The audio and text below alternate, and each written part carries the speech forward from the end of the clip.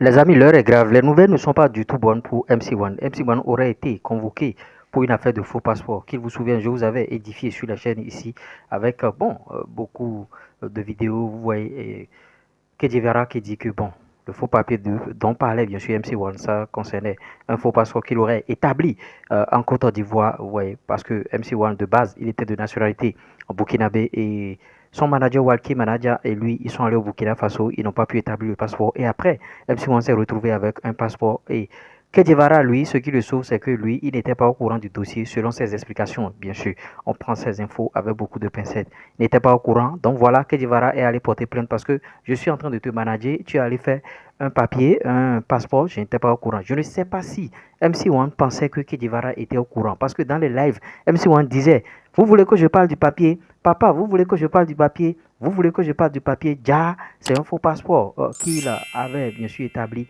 pensant que Kedivara certainement était au courant alors qu'il n'était pas au courant. Et Walkie Manaja, lui qui n'étant plus au pays, a informé bien sûr Kedivara comme quoi le papier dont parle bien sûr MC1, c'était un faux passeport qu'il aurait bien sûr établi, vous voyez. Et voilà que Kedivara, pour se protéger, il est allé porter plainte parce que ça pourrait bien sûr se retourner contre lui demain.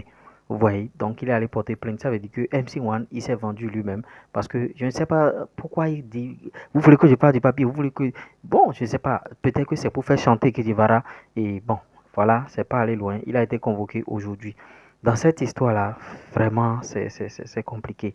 Alors qu'il y a quelques heures, des gens sont en train de lui organiser un concert où il va venir donner une prestation, un concert de renaissance, tout ce que vous voulez. Des gens sont en train d'organiser. Et il y a des voix qui se levaient déjà. Comme quoi, il ne va bien sûr pas faire le concert, qu'il ira bien sûr à la Maca et tout. On espère qu'ils vont trouver un terrain d'entente. Ils vont vérifier les documents, ils vont vérifier les passeports, bien sûr, de Kedivara, si c'est, et des passeports de MC1, si c'est un faux passeport.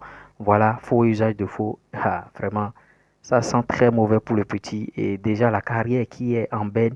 Et voilà ce dossier qui vient encore se mêler à cette histoire de passeport. Vraiment, c'est compliqué pour MC1. C'est très, très compliqué pour lui. Kedjavara, lui, bon, les gens vont peut-être le condamner, mais lui, il a fait juste pour se dédouaner. Vous voyez, pour se dire, ah, moi je ne suis pas dans leur histoire là, hein. Voilà ce qui s'est passé. En tout cas, moi je vais aller porter plainte. Il est allé porter plainte. Il a dit le procureur s'en charge du dossier. Les gens sont en train de faire. Voilà, ils ont convoqué MC1. MC1 a été interpellé dans le dossier. Qu'est-ce qui va se passer à ce niveau-là? On attend de voir ce qui va se passer. Et il faut que ça serve de leçon à tout le monde. Ouais, j'ai une panne technique. Il faut que ça serve de leçon parce que dans le live, on voyait MC1 qui criait, MC1 qui disait bon, ah, le papier, manquant même de respect à Kedivara presque dans le live. Vous voyez, et Kedivara, lui, il veut que le droit soit dit. Il est allé porter plainte tout simplement. Vraiment, on n'aimerait pas avoir cette situation, mais qu'est-ce qu'on peut? Voilà que MC1 est en train de lancer des chansons. MC1 a lancé un son il y a de cela quelques jours, hein, et il prépare bien sûr bon, son concert de renaissance. Les gens vont organiser le concert et tout. Et voilà. Et on aura de suite par rapport à ce dossier. Dès qu'on aura d'autres informations, on viendra vous informer ici. Qu'est-ce qui s'est passé réellement? Pourquoi MC1 est là-bas? Ah, qu'est-ce qu'ils ont dit là-bas? Est-ce que c'est la police économique et tout? Ce qui est sûr que Yeva n'a pas encore fait de déclaration. MC1 aussi n'a pas encore fait de déclaration.